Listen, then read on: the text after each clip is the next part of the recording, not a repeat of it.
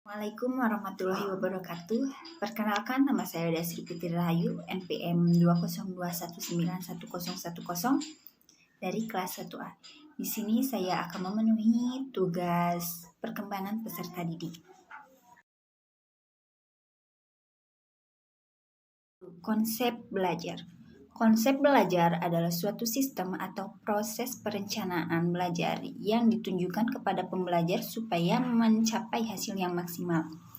Konsep belajar juga merupakan proses perubahan tingkah laku di dalam diri manusia. Belajar adalah perubahan yang relatif permanen dalam perilaku atau potensi perilaku sebagai hasil dari pengalaman atau praktik yang diperkuat. Merupakan hasil dari interaksi antara stimulus dan respon. Fungsi belajar menurut para ahli. 1. Menurut Dimayet dan Mujiono, belajar merupakan suatu proses internal yang kompleks. 2. Menurut Hamzah, belajar merupakan suatu proses yang sistematis yang tiap komponennya sangat menentukan keberhasilan anak didik. Menurut Sagala, belajar merupakan suatu proses perubahan perilaku atau pribadi seseorang berdasarkan praktek dan pengalamannya. Menurut Doring Lessing, belajar adalah mengetahui sesuatu yang telah diketahui sepanjang hidup, tetapi dengan pemahaman yang berbeda.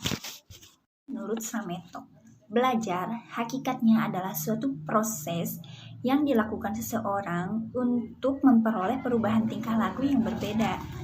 Menurut Sanjaya, belajar dianggap sebagai suatu proses perubahan perilaku akibat dari pengalaman dan latihan. Menurut Sardiman, belajar merupakan suatu perubahan tingkah laku atau penampilan akibat dari serangkaian kegiatan, misalnya membaca, menulis, dan lain-lain. 8. Menurut Rianto, seseorang dikatakan belajar kalau dapat melakukan sesuatu dengan cara latihan-latihan yang bersangkutan menjadi berubah. 9. Menurut Reber, belajar adalah proses mendapatkan pengetahuan. Menurut Skinner, belajar didefinisikan sebagai perilaku. 11. Menurut Hamali, belajar adalah bukan suatu tujuan, tetapi merupakan proses untuk mencapai tujuan.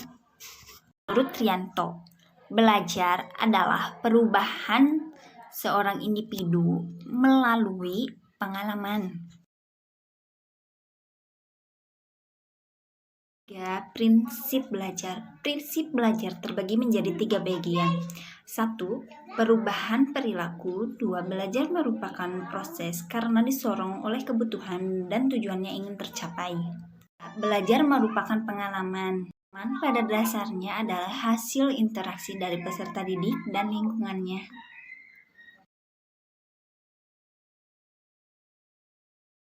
Karakteristik belajar. Karakteristik belajar yaitu ciri khas atau kualitas sesuatu yang telah dibahas. Karakteristik belajar itu 1. Adanya perubahan, baik perilaku, kemampuan, atau kepribadian. Adanya proses interaksi. 3. Adanya suatu kegiatan kompleks.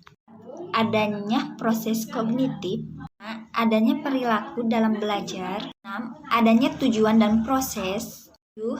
Adanya manfaat dan hasil. 8. Adanya pendekatan dalam pembelajaran dan adanya kurikulum.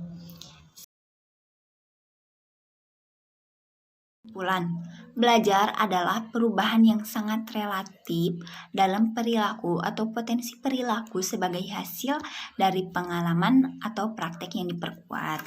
Menurut teori ini, yang terpenting dalam belajar adalah bentuk input dan output dari stimulus dalam bentuk tanggapan. Sekian dari saya, mohon maaf apabila ada kesalahan. Wassalamualaikum warahmatullahi wabarakatuh.